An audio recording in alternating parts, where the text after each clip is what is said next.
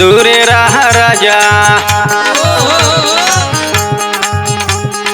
दूरे रहा राजा, देखा छुआता पसीना।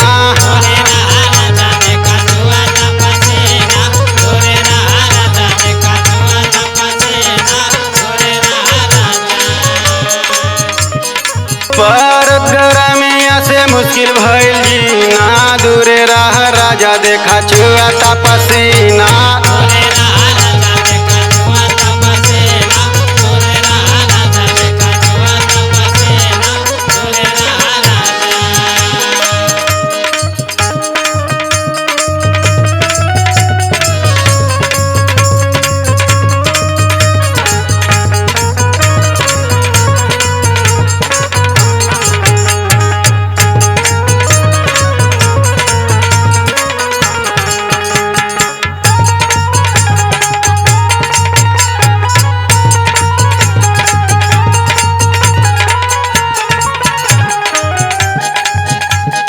बंद बाटे हवा जियरा करे हुक बुक हो,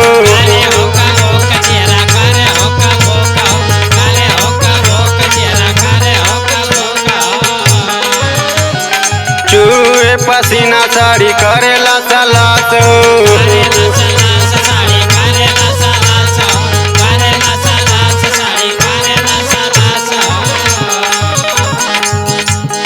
बात नहीं मानेला तू छुएला रोजीना, बात नहीं मानेला तू छुएला रोजीना, दूरे रहा राजा, देखा छुआता पसीना।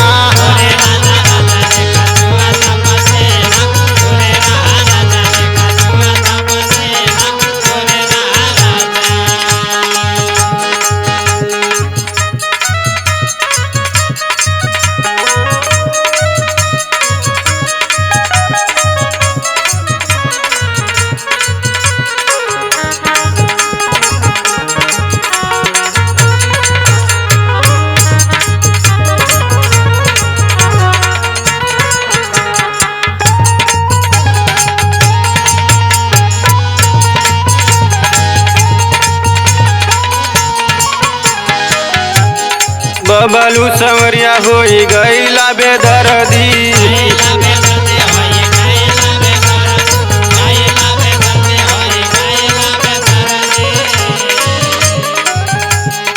तनी को ना बुझेला में हरिया के दर्दी।